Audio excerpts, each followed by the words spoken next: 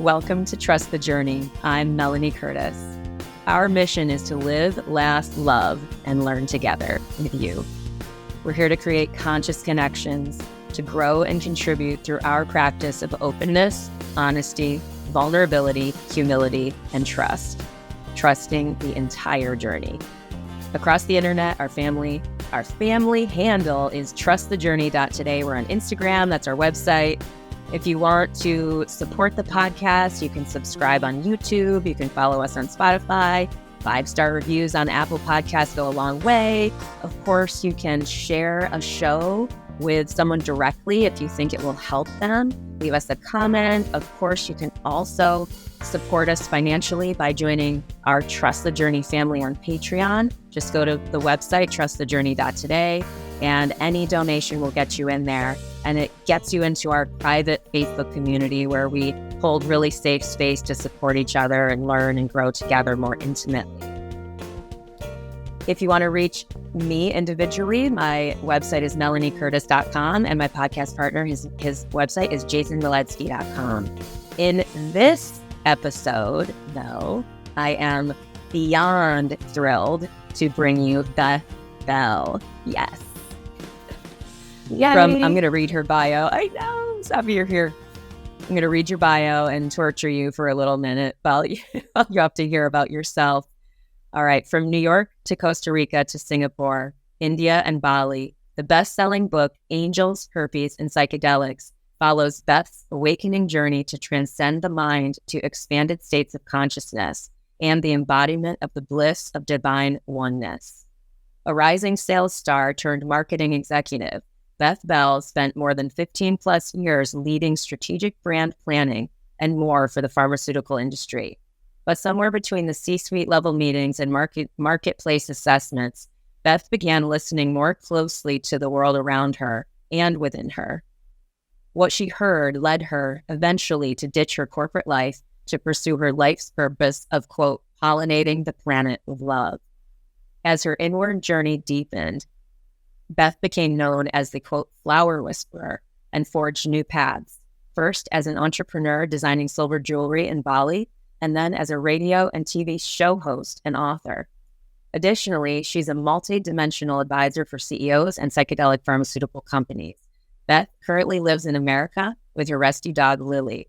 Beth's awakening memoir serves as an instructive tale for those looking for self-love, inner peace, and deeper meaning. Beth, welcome. Yay. Thank you so much. I'm so excited to be here and I can't wait to see what comes through. Oh, I'm so thrilled. I'm so thrilled you're here. I want to first just give people a heads up that we met at the recent Psychedelic Science Conference in Denver. And I believe it was a fit for service dinner where we sat next to each other and sort of were fast friends, connected pretty quickly. And I appreciated your sharing and was, of course, interested in your book and all of that. But before we dive in, I mean, how are you feeling? What's there for you right now today? I mean, what's up first as you enter into this space? Yeah, well, I want to comment that, there's never any coincidences, right? And we did sit next to each other and it was just like soul sister. And we knew that this was going to be inevitable, that we got together, not only on this podcast, but probably who knows what else will come in the future. Yes. Yeah, today, it's such an interesting time how these alignments happen. And, I believe I'm here as an awakening agent. I believe you're here as an awakening agent. And we are aligning now. And every day that we align, our light gets brighter. And I love that. And I love to feel the community and the connection that we have with one another and how the universe so eloquently just sits us next to each other at dinner. It happened to be the Psychedelic Science Conference. So, of course, a lot of us enlightened folks are there shining our lights brightly. But it was wonderful to have that connection and to be in connection today and then be in connection with all of your listeners and for all of us to be together in this moment of now. Even if it's on replay, it's like we're still connected. Yeah, absolutely. And it's funny, I definitely want to talk about your book. And, our space is a space for really true vulnerable sharing. I literally right before this recording, finished listening to your book on Audible. And it's like 15 minutes before our interview because it's such a rich read. But the title, Angels, Herpes, and Psychedelics, that's a powerful title, and it's a broad question, but tell us about this title. Like, what was the motivation behind this title? Yeah, I mean, I have to give 100% credit to my higher self on that one. I like to say spirit, because it was really clear, angels, herpes, and psychedelics. And I'm like, you've got to be kidding me. Like, really? Like, I'm supposed to put this on a book?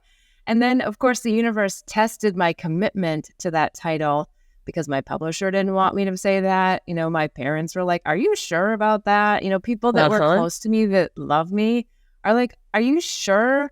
But I just knew deep within my soul. And I think that's one of the things that, I've learned over the journey. And I'm still, we continue to practice and get bigger and bigger opportunities to practice, but trusting when we don't really know why. And we don't really know, we have that feeling and trusting the feeling when everybody else around us in our external world and all the, thought constructs that surround us might tell us something else because, oh, don't stand out. Don't be vulnerable. And so if the question was like, why the title, I'll try to say that somewhat quickly because I know we'll get into a lot of details, but angels have just been such an amazing thing for me. Celestial angels, but also terrestrial angels. So what I've learned through my life is that everyone's an angel, even the devil, right? So they're people that come into our life that help us to learn something, to help us awaken, at a greater level, to learn a concept, to let go of a concept. So I just want people to know that they're never alone in the universe here, that they're always surrounded by either their guides, which can be angels, or their own people that they've attracted into their life. So that's why angels is on there. Herpes is on there because I tell a very vulnerable story, as you know from reading the book, about herpes and how it impacted my life. And I have to tell you that the first version of the book, I actually didn't say whether or not I had herpes, like whether I was positive or not.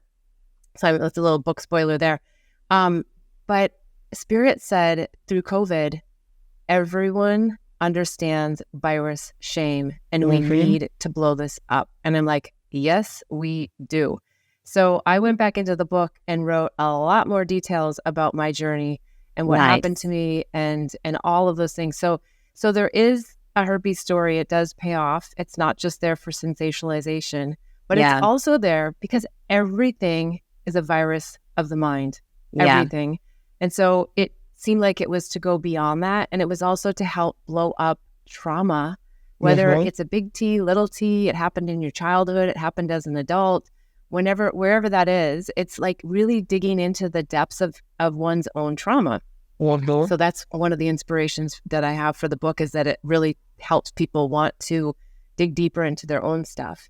And psychedelics, I'm here to help shift the narrative around psychedelics. I have always been super anti-drugs, not even cannabis, maybe occasional alcohol use, but drugs were a no-go. I grew up in the 70s. I saw my brain as the egg in the frying pan and drugs were not something I was into. So it's interesting that I come from big pharma, that I'm now in this more spiritual awakening realm, and that I'm, a psychedelics and a herpes spokesperson, right? Like, who knew? Okay. So that's the short version of why those three words on the cover. And in some ways they do fit together because it is all about unraveling the mind to unveil illusions, which is the subtitle of the book. Yeah, totally. The concept of virus shame is huge. Like, for me personally, I also have herpes. I've had it since I was 20 years old.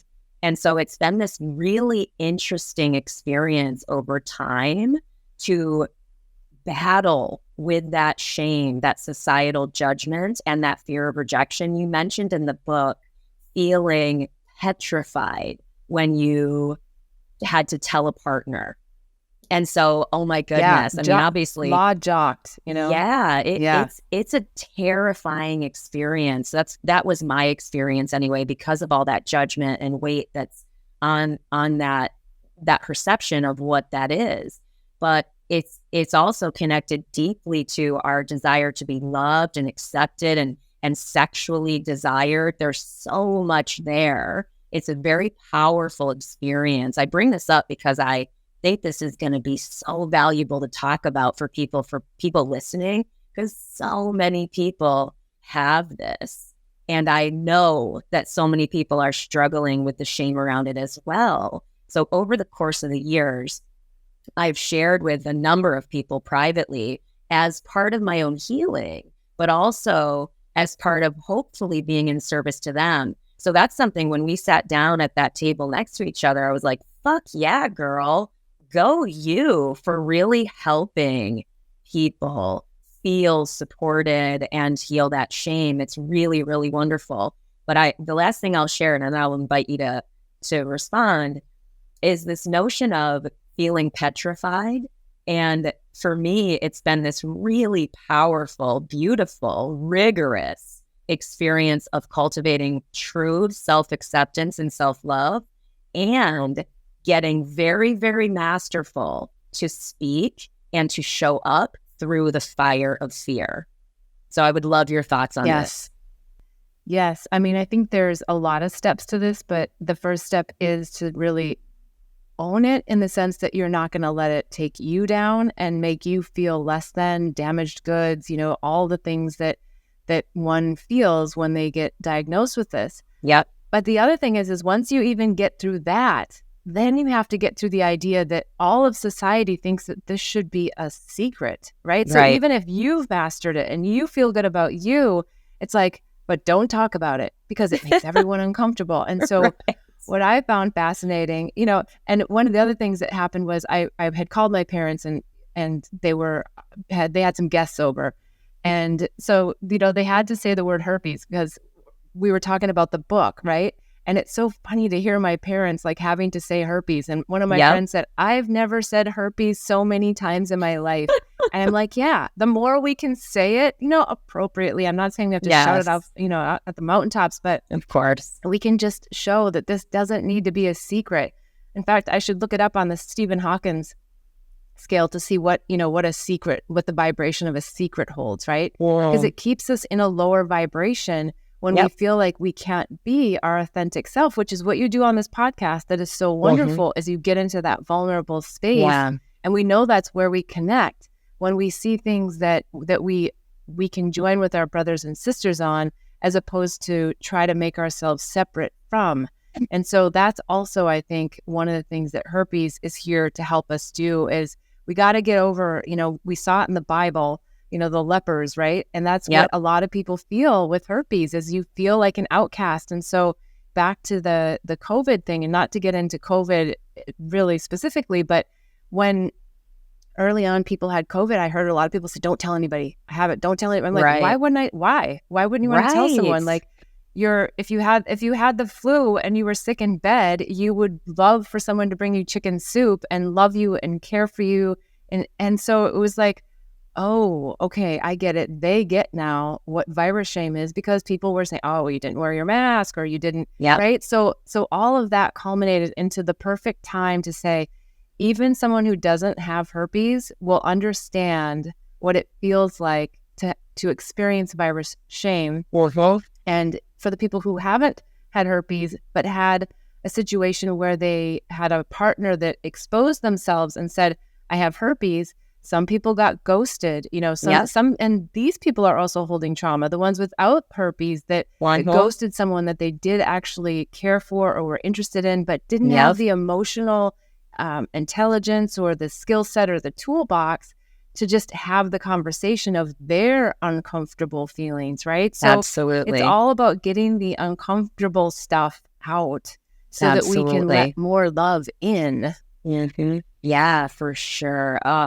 It's fascinating. And I say that because it's been a lifelong journey for me to heal around even relating to it. You know what I mean? Like, yeah, I was definitely in the camp of, I can't even say the word out loud. Like I had to have a script that I had to practice out loud. I had to there were a lot of steps to figuring out, because I was very committed at a certain point in my my growth, I was committed that I am not going to ever engage sexually with a person without telling them. And so as a 20 something, like, right, I've been married and divorced and I've been dating, like I've done this many times. It's not that I've had sex with all those people, but I've had many conversations about this with different people at different varying levels of trust. And yeah, I bet you $1,000,000 I was ghosted a few times because of it. But the vast majority of times, and I want to say this too, so that people can hopefully learn from my experience, the vast majority of the experiences, people met me with gentleness and love and did not actually leave. So I want people to understand that that's also a real and true reality, is that a lot of times, at least in my experience, I've been met with love. Yeah. And I was fortunate that the first few people that I had to tell, I was met with love and I wasn't rejected. And that was super helpful. But I completely understand how someone would feel if they were rejected, because it's a tough deal to have to share with someone. And so the more we can just take this toughness out of this whole equation and just, I've had several things now that I've been doing to try to help get more information out about herpes. I've got a herpes handbook where I talk about some of my even more vulnerable stories about it to help people, but also to provide resources.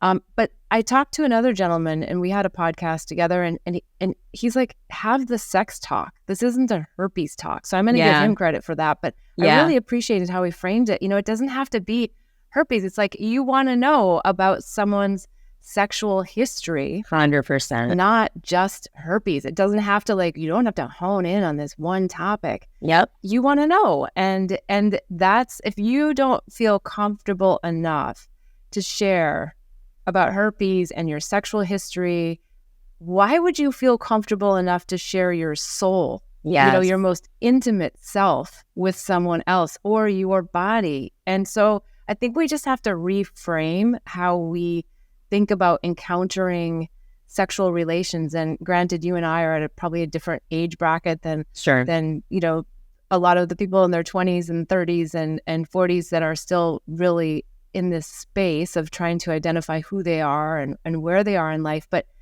sex is the best place to figure out who you are, the best place to know your power, the best place to speak your truth, right? Because if you're going to go and enter that, why not go all in and have a real soul-sharing encounter, which only comes when both people are vulnerable. Yeah, absolutely. I love that. And certainly I want to double tap on the love that you have the handbook, love that you're creating resources for people. Certainly talk to your doctor. If you have more questions, feel free to ask questions. Go and do some learning. One of the things that really helped me, and then we'll move on, I want to hear a lot more about your spiritual journey as well, is that the intensity of herpes, it diminishes over time. So the frequency of outbreaks and stuff like that. So learning even some real and true information about it has helped me feel really a lot more at peace. I was able to knowledgeably explain to people that I did get into, having the sex talk with. And I love that you frame it that way, because that's absolutely how I approach it, is that I want to know what's going on in your world. And I'll tell you what's going on in my world, because that's what a real foundational, connected, open relationship looks like, is that we're being vulnerable and we're being trusting and we're being truthful and we're working through things together. So I'm just so grateful for your sharing, because again, I feel deeply, only because of my personal experience, and knowing other people outside of the public eye who I've been able to comfort, that this pain is very real for so many. Yeah. And so I love the idea of really lessening some of that by sharing our stories. But enough of that. I want to hear, unless you want to have something to say, I want to talk about your spiritual stuff, but go ahead. Well, one other thing was coming to mind is that I think the reason why this is so important to be in community and connection is because oftentimes our OBGYNs, or the primary care doctor for the man, they don't have the time, and they actually don't test you proactively. You have to ask for that test. So it's not an easy, sometimes it's not an easy conversation with a healthcare professional. So that's why I think yes, absolutely, talk to your doctor. But sometimes people get resistance from their doctor too, because they don't have time to talk about the mental, emotional health aspects of herpes. Yep. So just, we all are in community on this. So thank you for having me on the show, and thank you for approaching this topic right up front, because it's such a critical one, I think, right now, for everyone to just release trauma.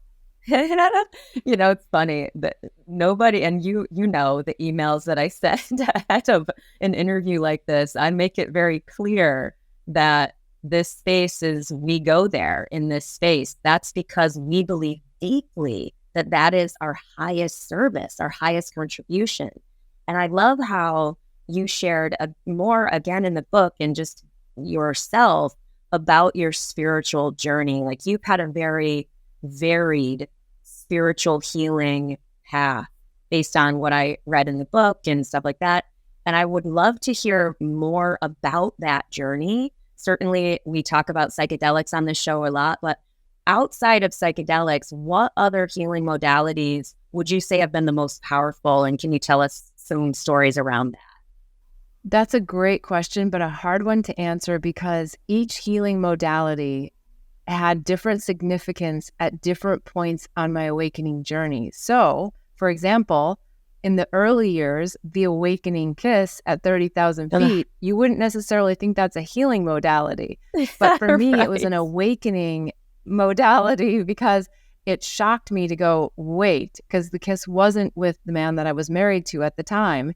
And it was an unexpected kiss, but it was a kiss that woke me up to realize that, hey, maybe I'm not being truthful with myself. Maybe I'm trying to make something work that's not meant to go any further. So that catapulted me into really exploring soul contracts and understanding why we bring people into our lives, and also having to break through this whole idea that divorce isn't an option.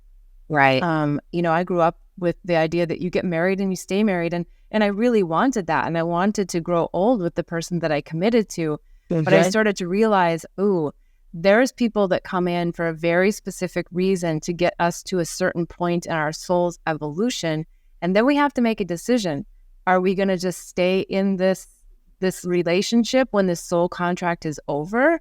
Or are we going to go on and continue to grow? And so even the idea of divorce in, the societal norms is viewed as bad or wrong. And while I'm not saying that everyone should just ditch ship and go and not work through things, what I'm saying is that when your partner isn't willing to do their work and you're willing to do yours, that's oftentimes the most obvious point where the soul contract is done. So if they're willing to do their work and you're willing to do yours, stay in it, work through it, because if you don't, you're just going to get the same lessons with a new partner. So I'm not saying everybody should get divorced. I'm just saying that, deep inside, we know when things aren't in alignment, and we oftentimes, dare I say, lie to ourselves, not necessarily knowingly, but oftentimes knowingly, because we get those hits, we get those, this doesn't feel right, but what do? We shove it down. So when the awakening kiss came, I had to face a lot of things within myself. And so back to the healing modalities, as I went through these different experiences in my life, I got more interesting healing modalities, maybe to say. One that pops forward to share that was maybe my most unique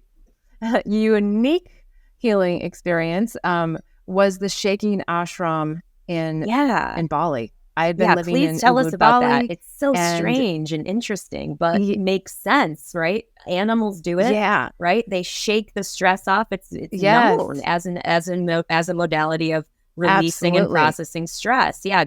Please say more.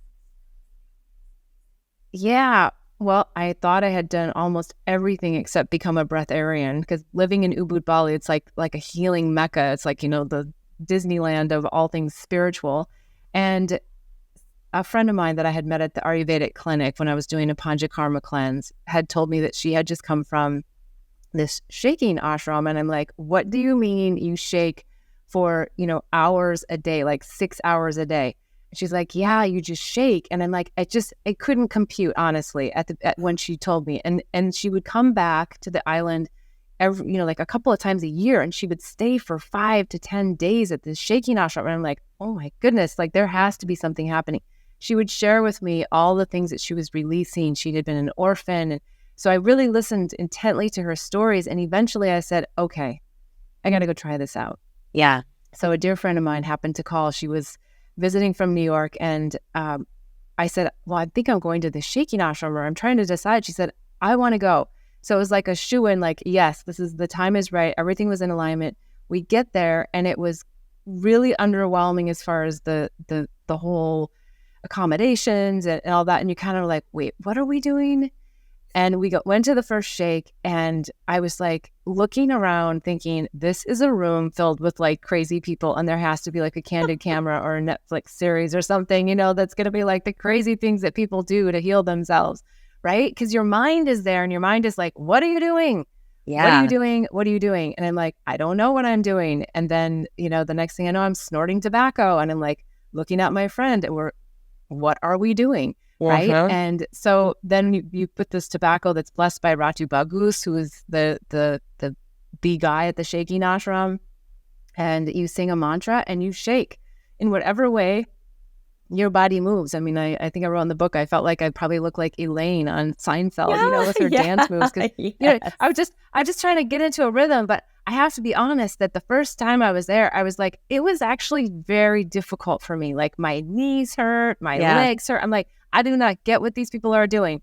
And I was still in that resistance of trying to do it myself, trying to shake myself. And the point is to let spirit flow through you, right? And to let Kundalini rise within you through the shaking. So you're literally shaking at a cellular level, all these memories and thoughts and ideas about yourself and traumas, and you're releasing it. And so the first time I went, I left after 5 days, and I said, I'm never coming back. Well, I did go back, I think 3 or 4 more times after that. So there was benefit to it. And it's just an amazing experience because it's very energetic. So if you're going to go there and just sit in your mind and be in resistance, you're probably not going to get a lot out of it. Right. But you still will. If you're actually shaking, you're still gonna start moving the energy within you. And it helps to raise your vibration when we release these lower vibrational thought constructs that are stuck in us at a cellular level. So that was probably one of my weirdest ones for me. Because I just was like, I thought I was like really spiritual, and I had kind of done a lot of spiritual things, but that one took the cake at that point in my life. Yeah, I'm curious about how you say, let spirit move through you. And why I'm going here is because I imagine people listening who are interested in spiritual growth and healing for themselves, that maybe they've tried some things, maybe they haven't, maybe they're just exploring this as a concept. Like, what advice or what would you say to somebody who's sort of early on their spiritual growth path to invite them into more of their experience? I don't know if that makes sense, but it's more like, how can we help someone who's sort of earlier on the path? What comes to mind to say yes. When someone offers you a unique opportunity, you're like, I don't sing kirtan, I don't do this, I don't do that. Just say yes. Go.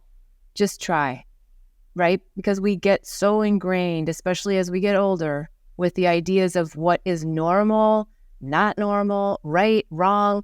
Is that me? Is that my personality? And if you really want to know who you really are, you want to unravel all of those ideas about yourself. So say yes.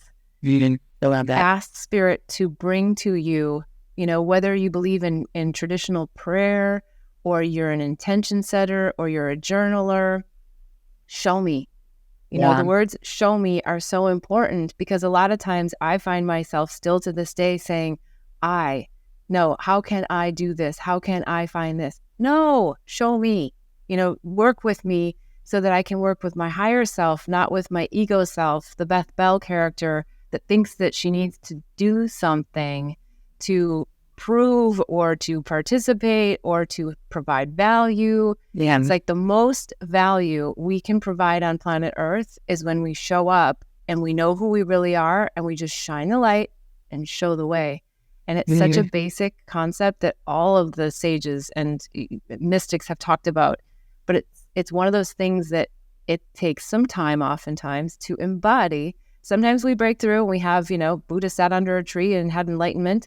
Other masters did something similar, but for most of us, it's a journey and a long one. And it's a long one over lifetimes. It's not even something that we wouldn't be here if we had completely achieved enlightenment. We would just be like, there's no reason to have a human experience. Why would I be here? So we're here to have all of these experiences. Sometimes they don't feel so great. Yeah. But they're all here for a really great purpose. Yeah. Yes. Love that. So love that. Say yes. I feel that, because that, I often say it like, certainty is very seductive, as in it can feel really good to know for sure what's not for us, right? And it's such an interesting barrier to our growth, is that certainty about who we think we are, who we know we are. This is something that you mentioned in the book a number of times as well, is this humility that life delivers us. Every time you say, I'm never going to do that, oh, ha, ha, ha, watch this. Yeah. I'm really careful now. When I hear myself say never, I know that I'm probably just about to do it. So I often retract it back from the universe. Wait, no, I didn't say that. I didn't mean that. Yes, right. Right. It is our resistance. Yes.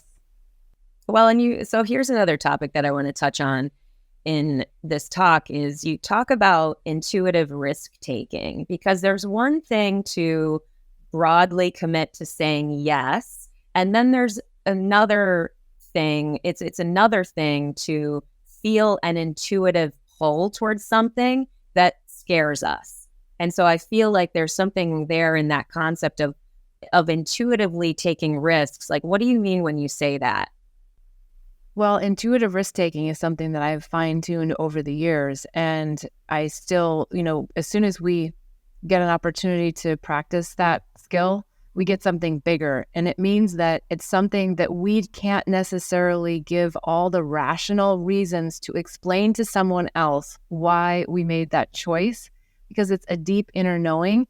And it's that place where we get stuck, where at least I did growing up in the Midwest of America, where you take responsibility for your actions. If it's successful, it's your fault. And if it fails, it's your fault. So I got embedded with, really taking responsibility for every action and every decision that I make, and how it impacts me and how it impacts everybody else. And there's a heaviness to that, to try to make the right decision. And so I've really had to break through that. And I still have to break through that. I just get bigger and bigger challenges of, I feel this way about this, and I'm going to do that. And other people go, and why? It doesn't make any sense. And those are like the really juicy bits in life. And I've come to this place now where I don't think that we can make a wrong decision. I think we just make another decision. And so we can, if we feel like, ooh, I made that decision, I felt right about it, and now it doesn't feel right, then make another decision. But instead, a lot of times we get stuck with, oh, I made a bad decision. And everybody around us will reflect, oh, how terrible and how stupid of a decision that was, as opposed to just like, oh, thanks, learned something, got what I needed, next, right? And I don't mean that in a light way. I don't mean it in a way that you're hurting other people. I mean it in a way that you're in your heart, not your head. And that is the trick for all of us on the journey, is to stay within. And a lot of times we've encountered so much trauma or drama or programming that we don't know how to get into our hearts, because our bodies have become numb, and that's where like the shaking ashram was such a great, oh, duh, like we really do need to get more in touch with our body and be here now. It's not just, it's the whole thing that we need to be here now, right? In our bodies. And a funny story, I don't know why I'm sharing this, but I go to the beach now, and I run in the summer times, right? and I take these really old flip-flops because I leave them at the lifeguard stand so that if somebody steals them, like, I don't care. I was having a rough morning, and I'm walking down, I'm talking on the phone to a friend, and I'm like, I just want Spirit to just show me a bit of grace, just give me something. And in that moment, my phone call disconnected, my flip-flop broke, fell down the stairs, and I'm like, okay, I guess that's the grace. Like, what? So I run on the beach, and I'm like, okay, whatever, let it go, let it go. I run on the beach, I come back, and I throw my flip-flops away. Like, they needed to go. They were old anyway. And I walked home barefoot, and it's like a 15-minute walk or so. And what I realized is that because I didn't have shoes on, I was 100% grounded. I felt every rock and everything that was under my feet. And I'm like, thank you. I just needed to come back into my body and be here now. And so sometimes we take for granted feeling the earth beneath our feet, which is a way for us to be here because our minds keep us busy and, thinking about things and swirling things. And so it's sometimes just so simple to just really come back into our bodies. And so that was my act of grace. It didn't feel like the grace I was expecting, but it was perfect in the end because it brought me back down out of my mind into my body and to feel. And then I felt just grateful for shoes. I felt grateful for being able to feel the ground and to have that tactile sensation and just, So I don't know why I shared that, but that's what came forward. Well, it's so funny because the opportunities to frame our lives in whatever frame we choose to frame it in, that those opportunities are there all the time, right? Like one of my main core spiritual tenets is that I believe deeply that everything is for me, that there's positive value in literally everything. And so, gosh, going back to, again, the herpes thing, which has been a very, very rigorous, lifelong, painful experience for me, really, that feels like a master class of really going, this is for me. So it's like I can see now over the years, this fortitude, the strength that I only was able to cultivate because of that experience. But it can go from a story as long and deep and rich and painful as that to something as micro as my flip-flop broke and I'm in a bad mood and I want to, there's the earth. Oh, there you are, Mother Earth. Thank you for reconnecting me with you. Like that. I love that as a beautiful example, juxtaposing really big, deep talks to, hey, I'm just living life and I'm just a human out here.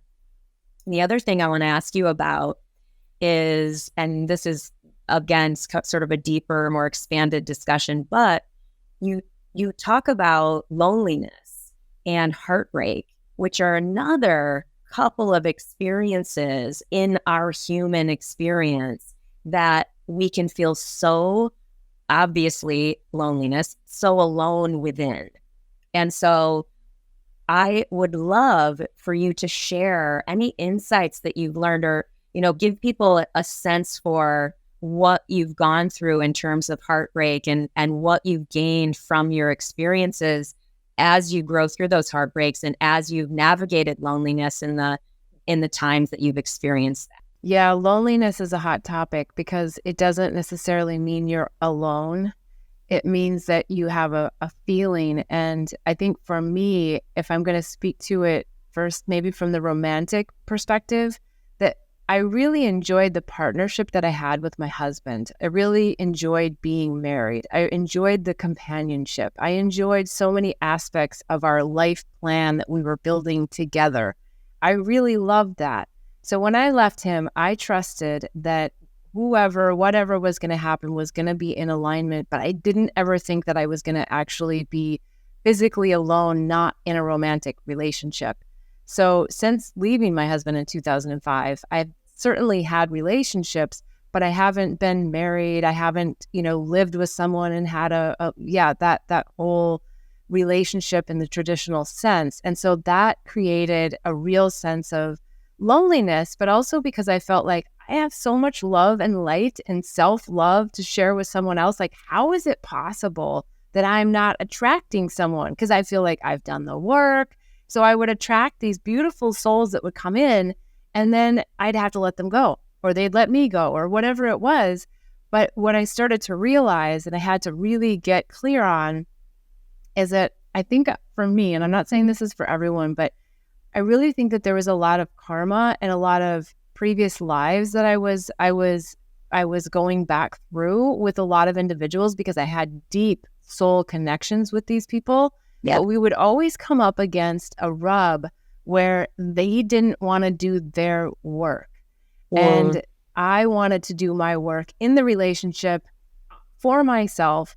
And I was always just maybe a little bit too deep, too out there, too fairy, too, right, too spiritual. When they were just like, I don't want to deal with that trauma. I'd rather have a drink. Right. And so there was always this point where I was like, and then I got to a point where I realized, okay, loneliness for everyone and the core wound for everyone is separation from source. So while I love myself, I feel really grounded in who I am and what I have to share with someone else. For me in this lifetime, Spirit was pushing me to go deeper into my connection of the core abandonment wound of separation from source. Yeah. And to really embody this in a different way. So everyone's journey is different. Everyone's come in a lifetime to do different things. So, But for me, I realized that is the core of loneliness for everyone, is when you are not connected with source. And unfortunately, fortunately, we're all connected to source. We actually never lose the connection. But unfortunately, our minds tell us something otherwise, and we start believing that narrative that we're separate and that we're alone. And that's where Spirit's pushing isn't the right word, gently guiding me to continue to really heal that separation wound, so that, everything is within. That's so frustrating, I think, to hear that phrase when you're like, I want to understand it. And then when you really get it and you're like, everything really is within, then you really don't need anything else. Yes, we're still in communion with others. And yes, we still, we don't have to move out into the woods and be by ourselves and like just be in wholeness. We should be in wholeness here every day walking around, right? That's like why all the monks in the ashram, bless them for doing the work there, but come out to the real world here and shine the light and show the way and bring that peace that really transcends the mind, and the peace that passes all understanding, that keeps our hearts and minds open. Yeah. So that's where I would go with the loneliness thing. It's a big topic. It's a tough one. It's like you really got to be a brave soldier to go in there and dig deep on your own loneliness, because everyone is having it. I think COVID helped us push through into a different dimension with that as well. Yeah, totally. I love that you frame it as a core wound of separation, feeling separate from source, because for me, for a long time, it manifested in anxious attachment, primarily in my love relationships, but also in friendships and just any deeper, closer attachment. I would feel anxiety of being left or being separate from those people. And it's interesting that I don't know if it's exactly the date, but a year ago around now, I had my most profound ayahuasca experience of my life, where I feel genuinely, and I've shared about this at length on other episodes, so I won't go there today, but I feel like I really pulled the deepest root of that sort of deeper anxious attachment out, and had that first real and true mind-blowing experience connected to source, and like feeling that actually heal in my body. Part of that ceremony, that 3-day, was also an interesting shaking experience, just like a very broad-ranging particular 3-day with that particular medicine. But love that you're pointing it back to everybody has this core wound as this. So to look for that as a place to heal, where do I feel like I need something outside of myself, and what can I do to look at that more closely and see what it is that I feel like I'm lacking. So I just love that. And on that note, I would love to hear more about your psychedelic experiences, because we definitely like to share about that here. And I know you shared about an experience with San Pedro in the book, but what of your psychedelic experience would you like to share about? We would love to hear it. Yeah, I love talking about the psychedelic experiences because I really didn't think that I would ever do psychedelics. But I also want to back up just to say that I feel super blessed that I had built a spiritual toolbox with all the different modalities that I had partaken in prior to that, because I understood without any medications or medicines or, spiritual medicines, that there's other dimensions, that there's starseed families, that there's near-death experiences that we can have that take us to the light and take us home. I'd had a lot of these experiences, so I had a bit of a grounding in it.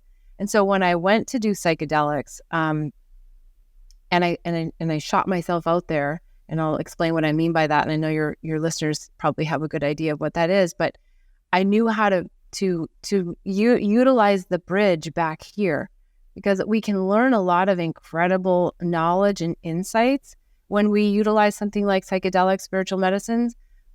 But oftentimes the challenge is people don't know how to integrate it into their everyday life here, especially when they're with other people who are not doing the journeys and not understanding what it is that they're experiencing. And so there becomes a real disconnect. And what I see happen sometimes is that when you don't have that strong bridge, then you want to keep shooting yourself out there to get the lessons. But then I feel like we're just doing drugs. And I know that sounds like a judgment, but the whole point is for everyone to understand that you are the medicine. Everything is still within. And so while the psychedelics give us the North Star, the point to hit, we still have to do the work here, because it's still the mind that we have in this earthly dimension, which moves really slow and is really frustrating and sometimes feels like you're going through molasses, but you still have to step through the molasses so that you can retrain your mind to work here with you in this dimension, not out there in the astral realm. So I just like to say that up front, that building the spiritual toolbox is still the most important thing. Having all the life experiences here in this dimension with all the people, players, and characters you called in is your number one. And psychedelics are the tools to help you see things a little bit differently in the subconscious mind, the trauma that you've shoved down, and then you come back and you work through it. So you want to work through it before you go do another journey, because it's sort of like if you go to your therapist and she gives you all this, he or she gives you all this great advice, and then you go back and you don't do any of the advice, and you come back to the next session of therapy and you bring up the same problem, and she says, well, did you implement the tools that we talked about? And you say no. Well, then you're not participating. So you still have to participate here. Yeah. So that was a gift I felt for me stepping into psychedelics, that I had that foundation. So when I did San Pedro for the first time and I was sitting on, the Galactic Council, that wasn't weird. It was unexpected, but I kind of like, and when I shook for, I don't even know how long, an hour on the ground in like what probably looked very violent, was incredibly peaceful. And it took me I was like, oh, now I get what Raju Bagus was trying to get us to do. Release, let go, right? It's like all these concepts that we say, oh, let go. It's like, love of God, could you just show me how? Fuck, I get it. Self-love, I get it. Fuck. Yeah, it's like totally understandable. I can validate that resistance all day long, for sure. Yes, all these concepts that sound so good, but you're like, but how? And so for me, San Pedro was a great stepping stone in to how to let go. Oh, shake it off. Oh, right. Duh. Okay, got that. Just didn't practice it, right?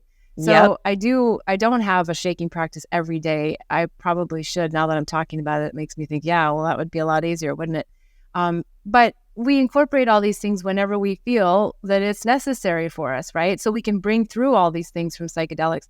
I went from San Pedro, which was just a beautiful, beautiful experience for me, and stepped right into Bufo, which I was not expecting either. And I know you know from my book that there's a lot of people go, what?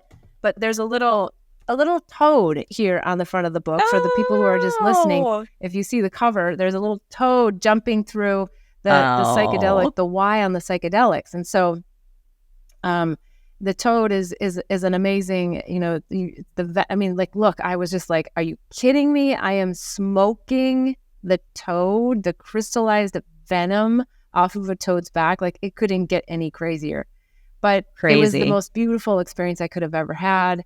The universe, my higher self, aligned it perfectly. If I actually hadn't signed up to do it, I went to hold space for a friend. It happened that was the last person. They said, are you interested? It gave me the opportunity to just feel into the energy of the space, the server, the place itself, which is so important that you have vetted who you're sitting with in medicine. And Absolutely. I felt comfortable, and I felt into my heart, and I was like, this is it. And I did toad that day, and it was my complete ego dissolved. It was like someone poured acid all over my body and my mind, and I went into complete oneness, finally understood what it meant, and then came back to all the dimensions from there, and just feel incredibly grateful for that experience and for the fact that spirit just aligned that for me. Because I think my mind would have kicked in and said, oh, no, we're going to make sure she doesn't get there. And there I was. Right. Oh, my goodness. Every time I hear about Bufo or 5-MeO DMT, which is, in my understanding, one of the, if not the most intense and rapid and immediate psychedelic experiences a person can experience, I feel still very afraid. I've never done it. I feel at some point it will be a part of my path. And oh my goodness, like even just now talking to you about it, hearing about it, I get my body activates in like that fear resistance response. It's fascinating. And there's a high level of respect. And of course, for everyone listening, we always disclaim when we're talking about psychedelic medicines, when we're talking about other substances, we are sharing for informational purposes only. We are not doctors. We are not advising you do anything. We're not advising you do anything illegal. We are simply sharing about our experiences in hopes that it might motivate you to do more of your own learning and research for yourself if you are called in these directions. But yeah, thank you for sharing that, because I don't even know what to say about Bufo.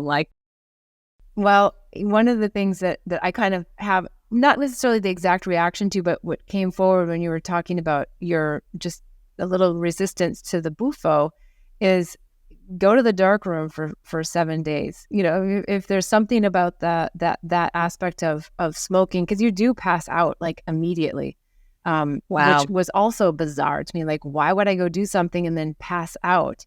But you pass out because you're not here in your conscious mind. You're able to actually access, your starseed, you're all the way to oneness, all the way to the Godhead. And I'm not saying it happens for everyone. It doesn't. Yeah. It just depends upon where you are in your journey, and only you and your soul know where it's going to go. But I also, to your other points, it's always so important to really feel into yourself. And is this right for me? So I'm glad that you're not just jumping to do it until you feel really called and ready. And sometimes it's things like this that activate, right? Yeah. If you're ready, like, you'll know, because you'll have this conversation, you'll feel activated. Then you talk to somebody else and they say, oh, I have this very special shaman, not that they need to be special, but a very, very vetted, trusted person, trained shaman that's coming to serve. And you'll be like, oh my gosh, okay, I'm ready now. So the medicine always seems to find me. I've never gone out to seek the medicine. Yeah. In fact, if we have time to talk about one more psychedelic thing, there's Sure, something else please. that I could share that is kind of interesting. Absolutely. Yeah, go So for it. I kind of had that same feeling, thank you, about ayahuasca. And I was like, yeah, I don't know if I'm ready for ayahuasca, even though I'd done bufo. And so I was like just sitting with this idea. And one night I had a dream, and the dream was I was back in my corporate life. I was on stage speaking to a group of people, and there was a gentleman next to me who had very dark skin tone. He was speaking with me. I don't remember what we were speaking about, but afterwards I walked up to him and I looked him in the eyes and I said, I just think we need to work together. And he looked at me and he did a transmission that I will never forget. And he looked at me and he said, ayahuasca is the way. And I was like, oh my gosh, I think I just got called by the grandmother to sit. And so I woke up and I was just like shook in a good way, like, wow, that was so amazing that I just got told that like it's time. But then I didn't actually do ayahuasca for probably a year. I had a lot of people that came to me and offered, like, oh, my friend, oh, I went here. And I felt into each one of them. And I felt into it and I would get a clear yes or a clear no. And I got clear no's all the way up until a particular situation happened. And I was like, yes, I feel yes, but let me talk to the shaman, right? So I vet the shamans. I talk to them. I feel into the vibration of their voice. I want to know, what are your intentions doing ceremony? And so I got on the phone with this gentleman and was chatting, and he asked me what my intentions were and how I came to decide that I wanted to do ayahuasca. And so I told him that story. And he said, I think that was, and I apologize, I cannot remember the guy's name, but the guy that sort of discovered it, he's like, how you're describing him kind of sounds like it could be him. So he sent me a picture of him. And I was like, yeah, that was him, but in a business suit on a stage, which was a little bit of a switch. And so, yeah, it's just interesting how that happens and how you get called. And so I waited until the opportunity that was curated for me came about, not just because my friends went, because I do think that one of the things that's so important for people to know, and I'm sure you've talked about a lot, is there's a lot that happens when you open your aura and your soul in these other fields. And if you have no idea what you're doing, you can bring back entities. You can have this negative backlash, which is if by chance you've seen a negative ayahuasca video, someone who's really upset about it, it's still a great opportunity for them. They're just not viewing the opportunity that's in front of them. Right. But it is also because they did not probably, well, I'm not making this claim to any particular person or video, but there's a space holding that has to happen. And so if you're not really with someone where you're safe, the space is safe, that it's a sacred space, that there's not funny business, that there's not people who want to manipulate you and all of those things, then you really want to do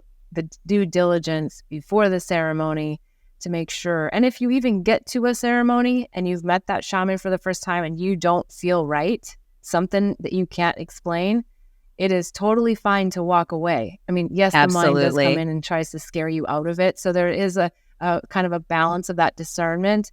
But if you really innately know within yourself that something's off, trust it. Definitely trust it. Oh, I couldn't agree more. It's funny, the call of the medicine, I've felt it every single time.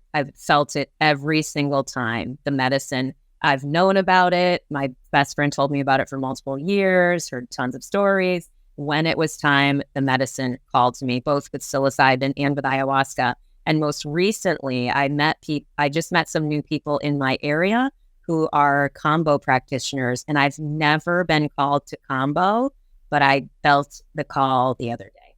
So I haven't done it yet, but I feel that doing combo will be my next experience, unless something happens that changes that. But yeah, okay, so we're running out of time, and the last thing that I want to do, if you have time, is I run people through a series of the same questions, just sort of in alignment with our values here at Trust the Journey, and see what stories emerge. So, okay. So the first thing is in the lane of being honest and vulnerable, which you've absolutely been this whole entire show. but what is something that has humbled you recently? My disconnect with money. My disconnect with how money runs in the system and the vibrational aspect of it, and realizing that I was off the mark with how I was viewing it, which is probably a whole nother podcast in and of itself. You're right. Yeah. So that it's humbled me to a different place of how we view it in the social constructs and the meaning we give behind it, knowing for many years that it's just energy, but seeing it maybe from a perspective of all light workers, because I find it disappointing that there's so many people with incredible gifts and that they're not receiving the abundance financially, not because they need it or they need to buy a new car or whatever, but there's something happening right now that is really critical to humanity around money. And I love to encourage everyone to make, if you're a light worker, a way shower, an alchemist, or whatever, make as much money as you possibly can, because it's fun. And because what you do with it will have so much more of an impact. If we were all I don't mean this as an idol, but if we were all a Jeff Bezos, and I'm not saying we should be, and I'm not at all. Yeah. But if we had the money that Jeff Bezos does, what we would do for the planet with the power of money, because of the beliefs in the social constructs. Yep. So there's like a humbling factor there for me that I feel like I missed a few bits over the years of how I was running my life energetically in the whole thing of money. So sorry, that might be too long. Are these supposed to be quick answers? No, that's fine. It's totally fine. Okay. I mean, there's no timeline. As long as you have time, we can finish up with the questions. But yeah, I think that's great. Okay. I love that point, because you have a lot of classic success in your life. And, I've shared before on the show, one of how I feel about money is that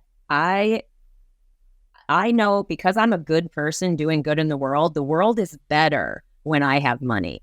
So I come from that place, and I've learned over the years how to negotiate, how to really advocate for myself financially. And it's taken time, because we have a lot of ideas and things to unpack. You have to really look at your relationship with money. So I echo what you just shared, Beth, to invite people into that inquiry so that they can determine what blocks might be there for them, especially if you're out there doing good in the world and helping people heal and help. So, okay, next question is on the other side of the house. It's simple joy, love. What is something that you are loving right now, or that brings you simple joy? My dog.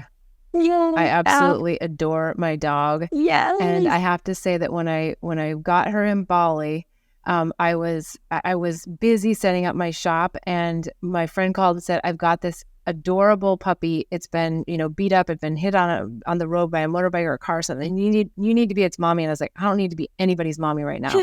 But I went down, I looked at her, super old soul, and I was just like, she's mine. And so to make it a shorter story, when I took her home, I lived in a villa in the rice field, and there was no boundaries. I tried to keep her in the garden, but it wasn't going to work. And I was scared she was going to leave me.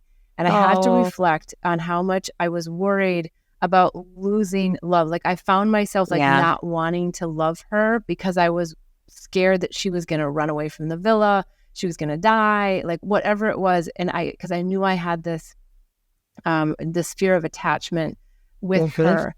And so now I've come to a totally different place in my life over the last many years. And I just absolutely adore her in every moment. And knowing that there's a point where she's not going to be with me. I think she'll probably leave before I do. And so that kind of goes back to like loving unconditionally and just really letting my heart flow for her, knowing that at some point there will be a loss and a grief that comes with it. But yeah, I just absolutely adore her more than I've ever loved her before. She's so wonderful. I love that so much. It's really incredible how much we love our pets.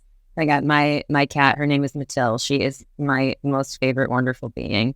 And same thing. I'm like, I already know that when it's her time, I will be absolutely inconsolable for a while.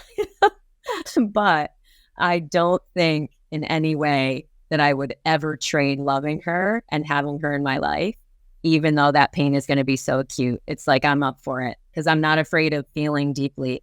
I can feel into the deep parts of grief and love, and it makes living the love that I have now in my present life. And again, this goes to people as well, but it's just so interestingly apparent with pets.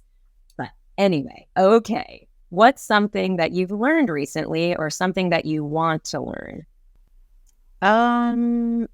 Well, without conscious thought, actually, the word singing came to mind, and which I find interesting because I've never thought that I wanted to sing.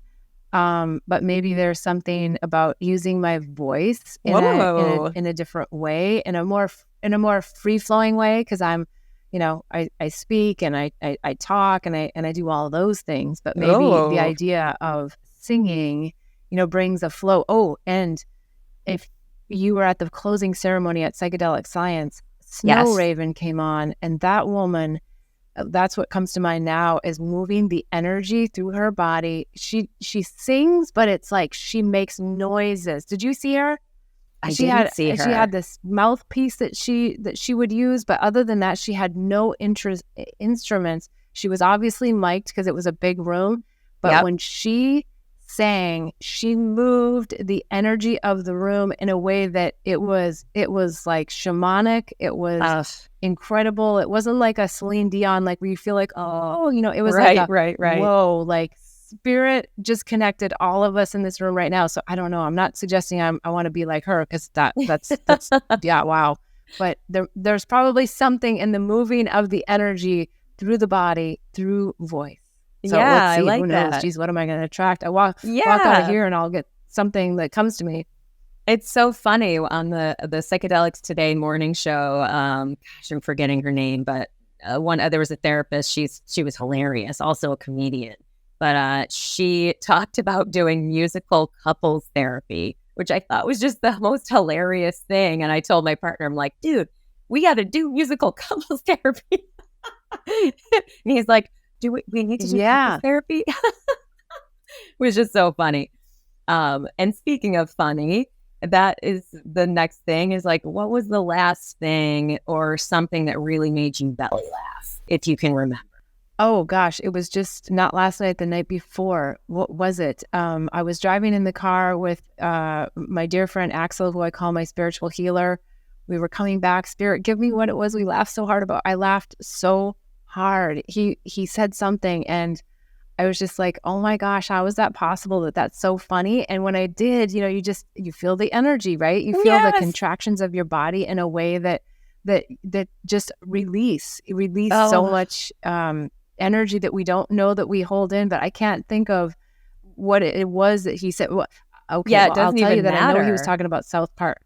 Okay. Yeah, it doesn't. He was talking about South Park, and South Park has never been something that I'm interested in. Like it just never resonated. I guess I didn't have a good enough sense of humor, but he loves it, and I think that's so funny because you don't think of like a spiritual healer and South Park as like a combination. But yeah, so there must have been something about that we were just talking about human nature and just how we all do silly things and laugh at ourselves, right? I'm not good at laughing at myself, but I need to be. Oh God, I'm great at laughing at myself. Well, let's hang out some more, because I feel like I find a great deal of comedy in my own existence, which is, I think, a crucial skill along the path of like just enjoying life and feeling free. For me, it has been anyway. I was just talking to a friend yesterday about who was having just kind of a hard day, feeling depressed, and she knew that if she stayed in her house, she could just stay and feel depressed and feel the feelings, and that's fine too. But she decided to go out to dinner with a friend that she knew, and they ended up freaking laughing all night at the dinner. And it's so healing when you have those experiences too. So I love that Axel is that for you. All right, last question. Yeah. Last one. Now, so what if you could point to one thing that like saves humanity, and I don't just am like going like quote unquote saves humanity. Like it doesn't have to be some big thing. It could be something small, but like what's something that you believe has the potential to influence the future of humanity in a positive way, or simply improve the day-to-day life experience of yourself? Wake up. Yeah. Choose to wake up. Choose to be here in this journey. Stop avoiding it. Stop deflecting it. Wake up. Everything, as you said earlier, is here for you, designed by you, and it's designed in a way that no one else can change it. And it's just the path home. And we're all walking each other there together. Beth, thank you so much for being here. Thank you so much for your brave, honest sharing. I really and truly believe deeply that that is our highest service. And so I just am so grateful that you have shared as much as you have, that we got to sit next to each other, that the universe brought us together, that you're now here today sharing your stories with our audience, and in my view, making their lives better as well. So I just so appreciate you. Have so much gratitude for your presence here. And before we close, please tell us if you have any final thoughts, and definitely how people can connect with you and how people can support you.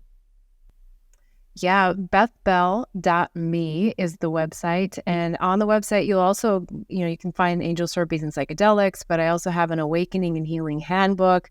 I've recently put out a psychedelics resource guide. The Herpes Handbook is soon to be out. So there's lots of tools. There's flower meditation. So lots of different things that if you're interested. YouTube, I've started a channel and a show, Unravel Your Mind. I do a show on Sundays at 11 a.m. Pacific time. And so that's an opportunity to ask questions. Submit them in advance if you want. Join live. It's fun. So those would be the ways to connect with me. I very much look forward to connecting with others because, as I said and you said, it's all about community and doing this journey together and remembering that only love is real. Right on, sister. On that note, we can close. Everybody listening, thank you as always for being here. If you got value from this show, definitely share it with somebody. If you know somebody who would benefit from hearing what we talked about today, please share it with them. Share it with them privately, share it publicly. Obviously, do the 5-star reviews and all those things, but really, we appreciate you being here, and onward from here.